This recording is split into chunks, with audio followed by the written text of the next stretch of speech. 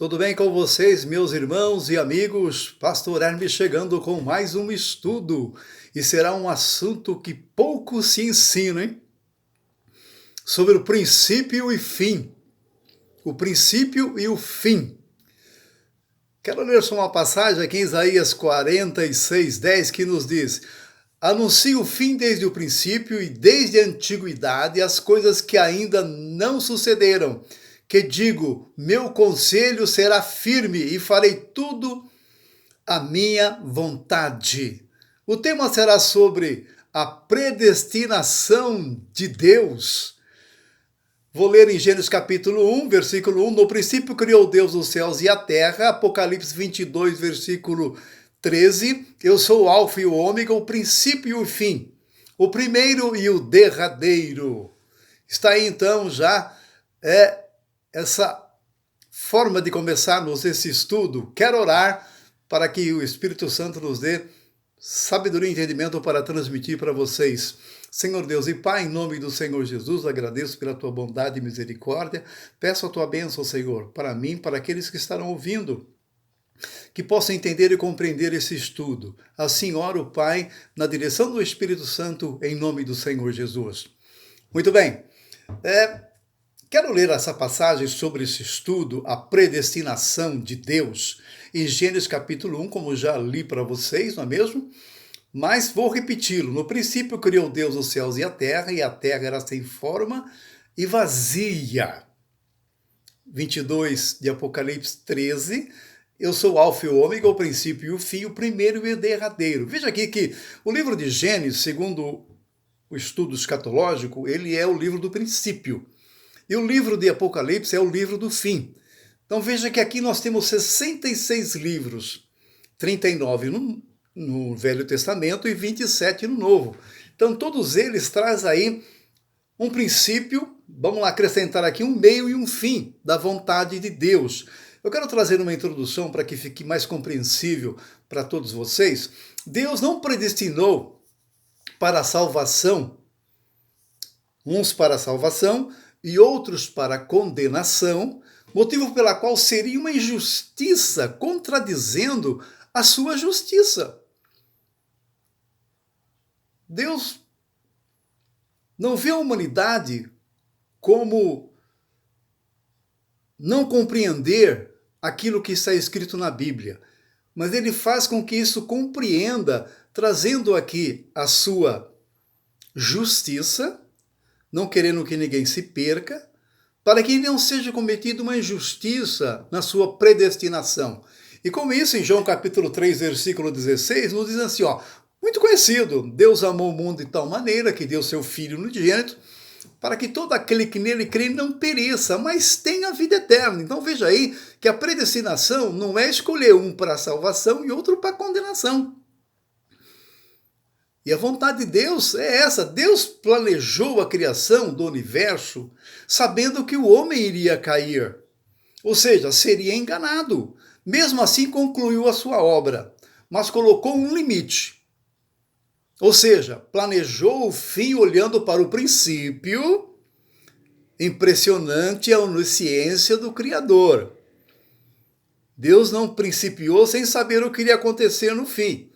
Ele foi até o final, porque ele é onisciente, e iniciou a sua obra.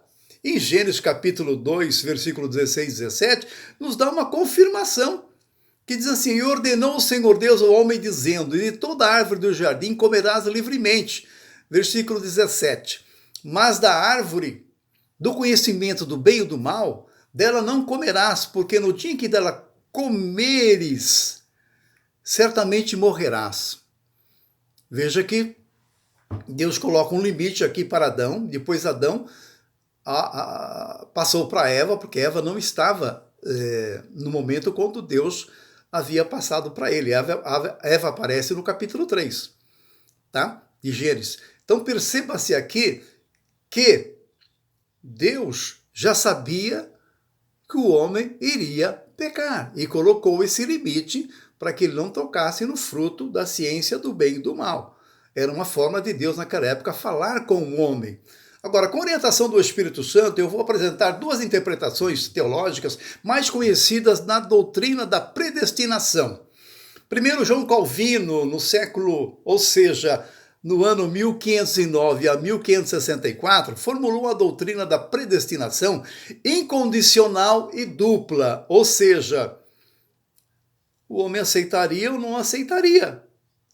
Deus escolheu alguns para a salvação e outros foram deixados para a condenação, para a sua glória e justiça. Não tem lógica, mas eu não estou aqui para criticar quem segue, dentro das doutrinas bíblicas, a ideologia de João Calvino.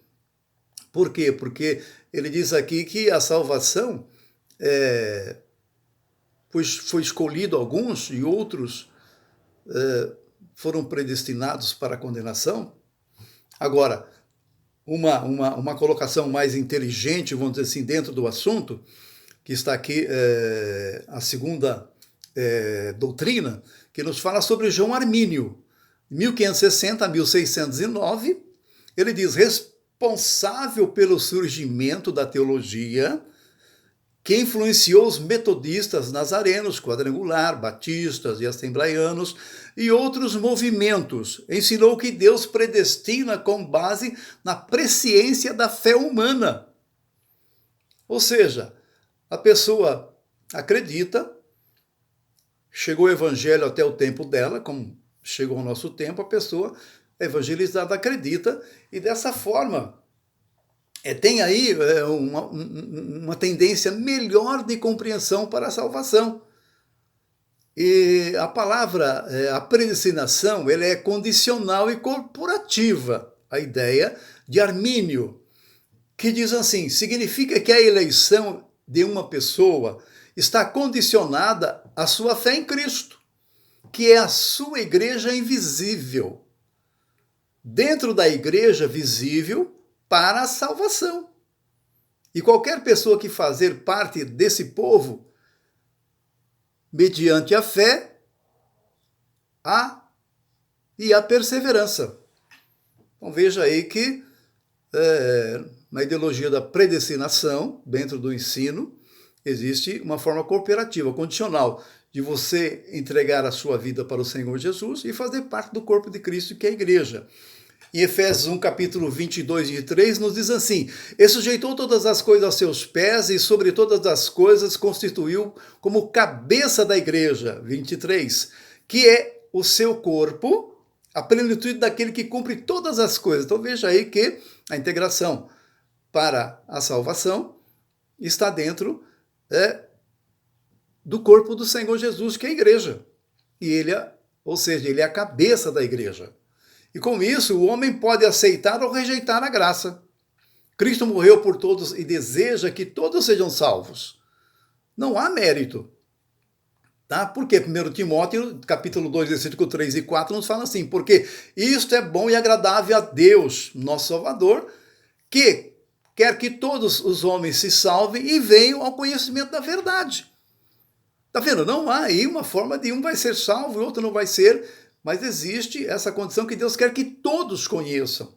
Nós vamos no finalzinho dizer para vocês, aqueles que não tiveram oportunidade de conhecer, o que pode surgir na eternidade do trono branco no juízo final. Para eles. Por quê? Porque aqueles que não foram arrebatados, como eu já postei alguns estudos, ficará aqui para uma perseguição, mas há outros que se arrependerão, e outros que não tiveram condições de ouvir o Evangelho e se salvar. Mas haverá oportunidade, mas isso não é um assunto no momento. Mas olha, 2 Pedro, capítulo 2 Pedro 3, 9, o Senhor não retarda a sua promessa, ainda que alguns o tenham por tardia ou longânimo, mas para convosco, não querendo que alguns se percam, senão que todos venham arrepender-se. Então a vontade de Deus não é que o homem se perca. E nós temos uma forma de entender a predestinação como Deus levando a mensagem, ou seja, permitindo que a mensagem chegasse do Evangelho até Sei, daqui 50 anos, daqui 100 anos, não sabemos o dia, a hora que o Senhor Jesus vai voltar, não é mesmo? Isso não está relatado para nós. Mas eu quero aqui encerrar a primeira parte e continuar já na segunda parte para não ficar um pouquinho longo aí para vocês entenderem melhor, tá bom?